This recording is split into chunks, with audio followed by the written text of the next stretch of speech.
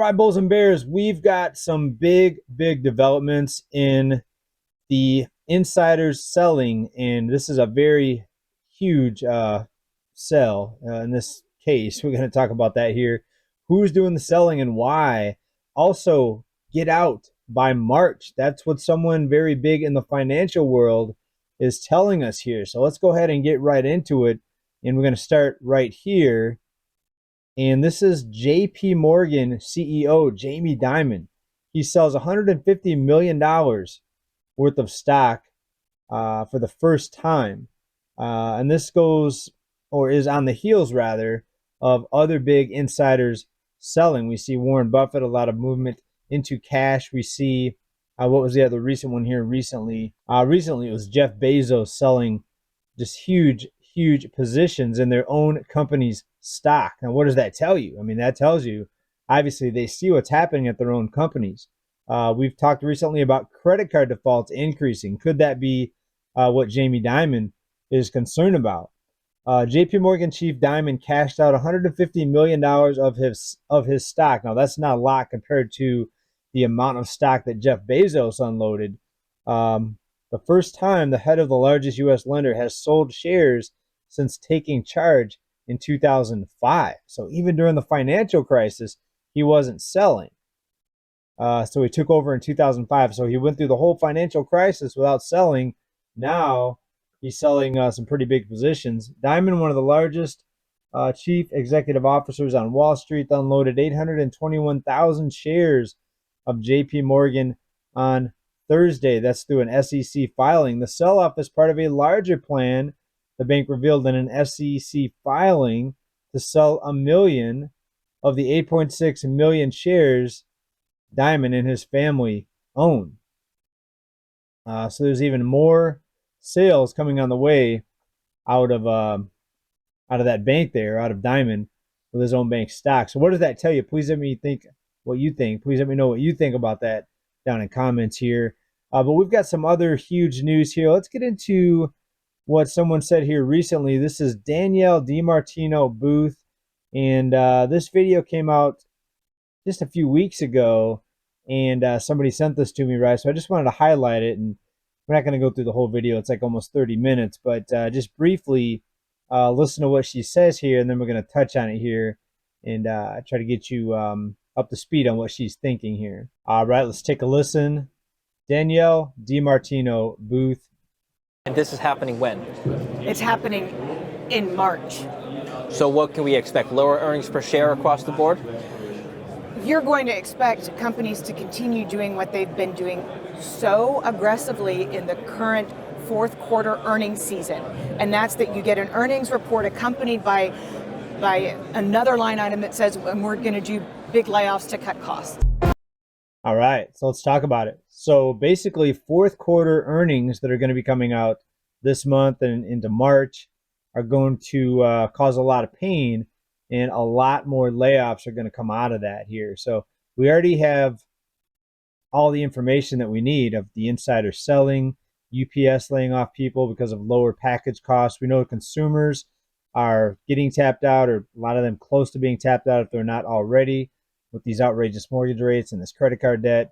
So things are starting to come to a head here very early in the year. And we've got a lot of other news I want to get into that's going to kind of underpin all of this with this economic downturn that we're facing, that I don't think hardly anyone's actually prepared for, because what they're looking at is they're looking at the stock market, and they're looking at indicators that don't really match or don't really reveal what's really happening on Main Street. We know that Wall Street's doing well, even though earnings are down. Wall Street and the individuals running these companies, they're doing just fine. I mean, anytime you have millions of dollars of stock that you can sell off, you're doing pretty good as a leader of one of these companies. But take a look at some other news come out. We always talk here about programs that are coming out to help keep the markets propped up. The housing market's just one of those markets. Take a look at what FHA is doing. FHA is coming out with a new rescue program, or a way to help FHA borrowers. FHA unveils home retention option for borrowers struggling with payments. Now, I don't think anybody wants to see a whole bunch of people lose their home and end up homeless. So you could, on one hand, you could say, this is a good thing. It's helping people stay in their home. But on the other hand, where is the housing market correction? How are we ever going to see a housing market correction? If all we do is just stave off foreclosures, and if we just continue to find new ways to keep people into their homes, and we never see any sort of need to sell, because if they keep on rescuing everybody, no one's ever going to sell their home. It's just going to be kick the can down the road, refinance the loan, cut some funds off the loan, or cut some amount off the balance. Let's read exactly what this says. The FHA administration told in a publication the final mortgagee letter for its new loss mitigation, the home retention option for borrowers with FHA insured single family forward mortgages who are behind on their mortgage payments. The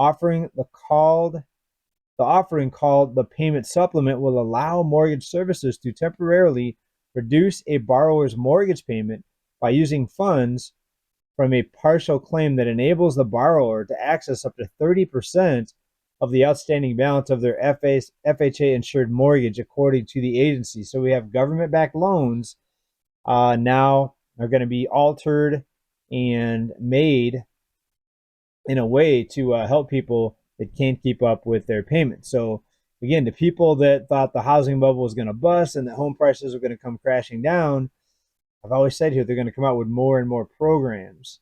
And again, I don't want to see people lose their homes. Now, on the other hand, if it was a corporation that owns 10,000 homes, we wouldn't be that concerned about the corporation, losing some of those homes or having some of those get foreclosed.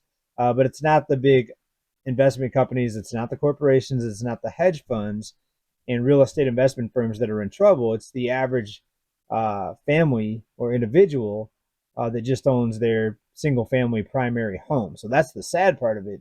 And you don't want to see, these people all end up on the street.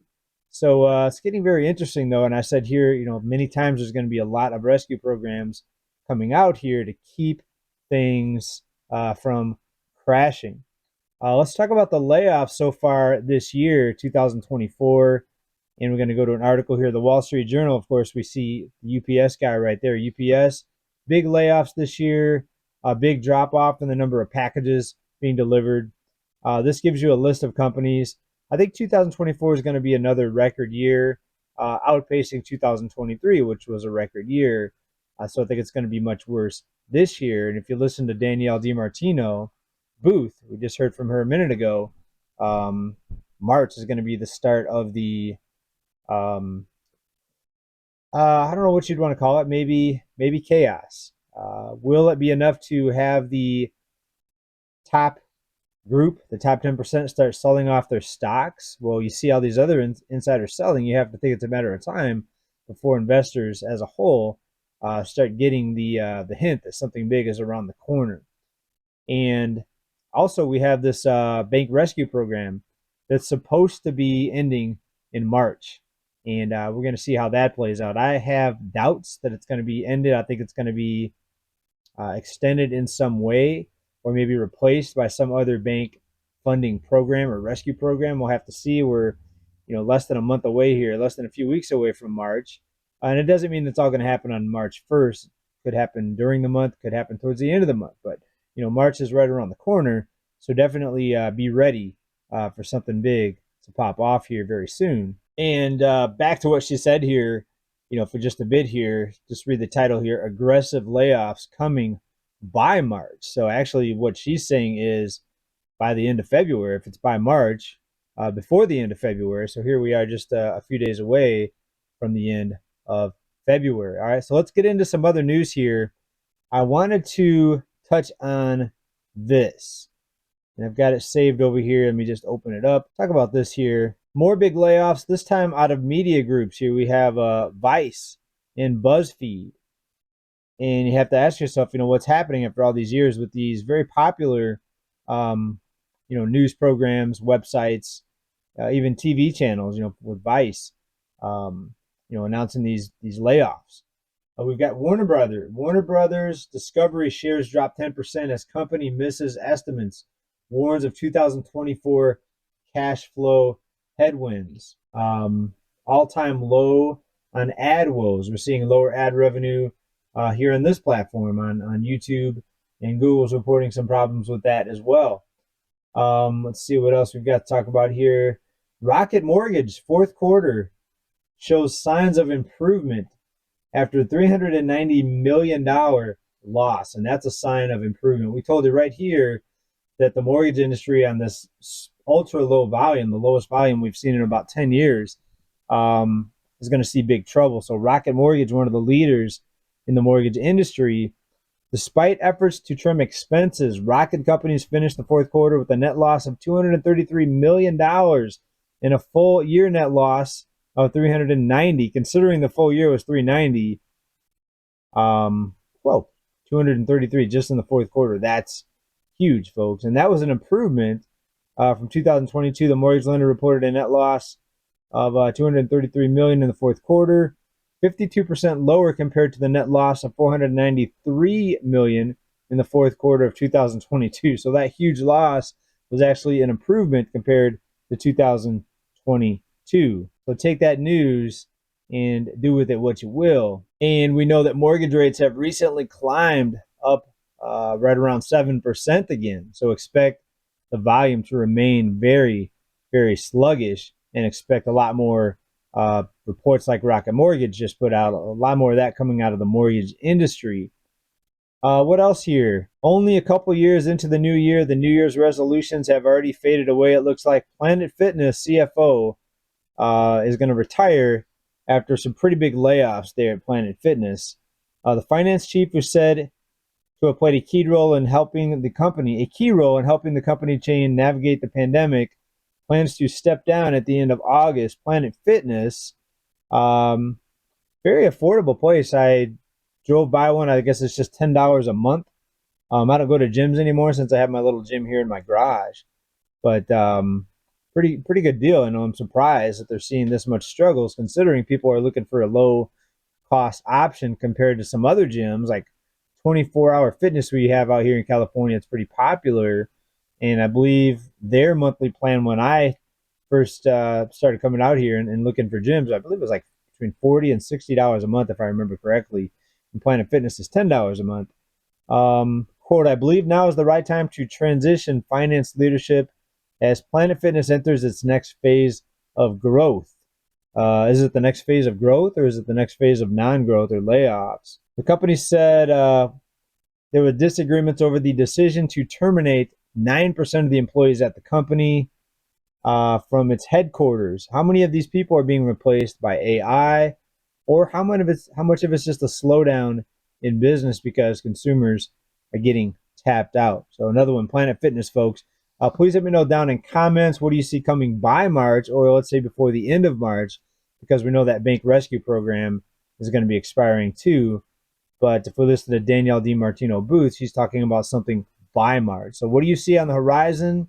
Strap in and hunker down. I mean, what do you think about all this? Please let me know down in comments. I'll be reading your comments. Thanks everybody for being here. As always, keep stacking. Stay free. Peace. Bye.